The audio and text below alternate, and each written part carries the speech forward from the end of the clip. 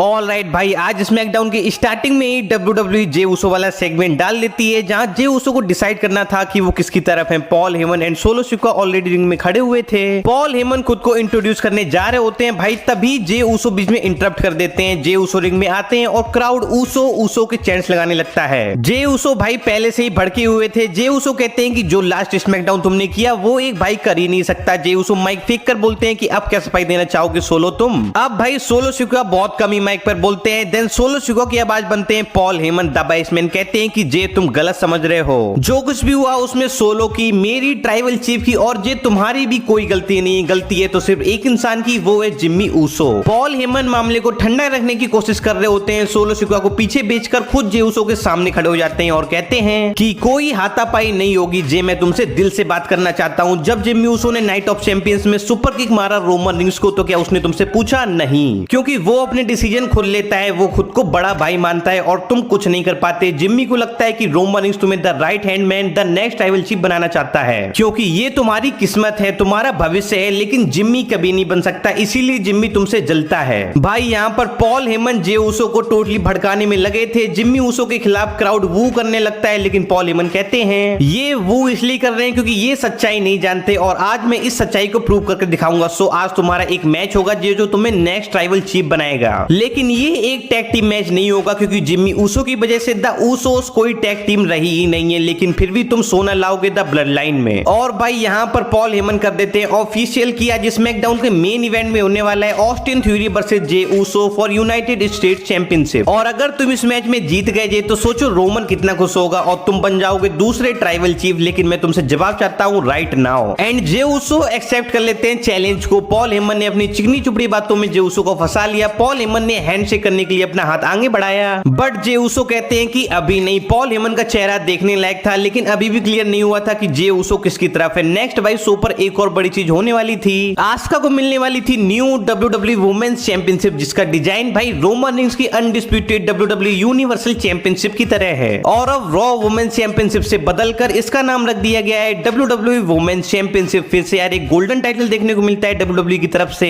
But ये segment यही खत्म नहीं होता है भाई। The queen Charlotte Flair interrupt कर देती है। एज एक्सपेक्टेड शार्लेट फ्लेयर का रिटर्न प्लान था आज स्मैकडाउन पर। एडम पियर कहते हैं कि शार्लेट तुम इस तरह लाइन के बीच में नहीं आ सकती। शार्लेट फ्लेयर कहती है कि मैं जहां खड़ी होती हूँ लाइन वहीं से शुरू हो जाती है। शार्लेट फ्लेयर कहती है कि आस्का मैं तुम्हारी बहुत इज्जत करती हूँ, बट मुझे ये टाइटल चाहिए। एंड शार्लेट फ्लेयर चैलेंज कर देती है आस्का को, एंड आस्का भी एक्सेप्ट कर लेती है। अब भाई शार्लेट फ्लेयर आई और उन्हें एक टाइटल मैच भी मिल गया, जो होगा 30 जून को at SmackDown in London. Jey Uso backstage तैयारी कर रहे होते हैं अपने मैच के लिए। देन पॉल हेमन आ जाते हैं और कहते हैं कि जे मुझे तुम्हारा पासपोर्ट एंड सूट मेजरमेंट चाहिए। पासपोर्ट इसलिए क्योंकि तुम जाओगे ट्राइबल चीफ के प्राइवेट जेट में MITB, एंड सूट मेजरमेंट इसलिए क्योंकि नेक्स्ट वीक स्मैकडाउन पर हम करेंगे ट्रिपल सेलिब्रेशन। पहला सेलिब्रेशन ट्राइबल चीफ लाइव होंगे स्मैकडाउन पर, दूसरा न्यू यूनाइटेड स्टेट्स चैंपियन यानी कि तुम जे, इसको भी सेलिब्रेट करेंगे हम, और तीसरा जे ऊसो तुम एक्नॉलेज करोगे ट्राइबल चीफ को। तो अब हाथ मिला लो Jey Uso. But Jey Uso कहते हैं कि तुम इतना खुश क्यों हो पॉल? अगर मैं ब्लड लाइन में इन हूं तो तुम ब्लड लाइन से आउट हो। अभी भी क्लियर नहीं हुआ था कि जे ऊसो क्या कहना चाहते हैं और वो किसकी तरफ हैं। बेल भाई सीधा चलते हैं मेन इवेंट की तरफ, जहां होने वाला था Austin theory versus Jey Uso for United states championship. Match का सबसे बड़ा मूवमेंट आया जब जे ऊसो सुपर किक मारते हैं ऑस्टिन थ्योरी को, लेकिन भाई रेफरी को यहाँ पर धक्का लग जाता है और रेफरी बाहर हो गए। एक ऊसो स्प्लैश भी लगाते हैं जे ऊसो, बट रेफरी यार थे नहीं, तो 1 2 3 कौन करेगा। प्रीटी डेडली का इंटरप्शन देखने को मिलता है। साथ ही साथ Jimmy Uso and solo Sikoa भी बाहर आ जाते हैं यार। और भाई सोलो सिकोआ अटैक कर देते हैं जिम्मी ऊसो के ऊपर। सोलो सिकोआ समवन स्पाइक मारने जा रहे होते हैं, लेकिन भाई जे ऊसो जिम्मी ऊसो को बचा लेते हैं। लेकिन भाई यहाँ पर एक सुपर किक मार देते हैं जिम्मी ऊसो जे ऊसो को। जिम्मी एंड सोलो बाहर, एंड रिंग में ऑस्टिन थ्योरी पिन कर देते हैं एंड रिटेन करते हैं अपना टाइटल, क्योंकि भाई जिम्मी ऊसो की वजह से हारे जे ऊसो। तो भाई जिम्मी ऊसो से भी खुश नहीं दिखाई दे रहे थे जे ऊसो। लेकिन भाई जिस तरह WWE ने इस पूरे सेगमेंट को प्लान किया वो भाई बहुत ही कमाल था। अब हाइप और बढ़ गई है कि जे ऊसो किसकी तरफ जाएंगे नेक्स्ट स्मैकडाउन पर। रोमन रिंग्स भी आने वाले हैं, तो भाई फिर से एक बार मजा आएगा। लेकिन भाई जब तक आप प्लीज वीडियो को लाइक करके चैनल को सब्सक्राइब कर दो यार।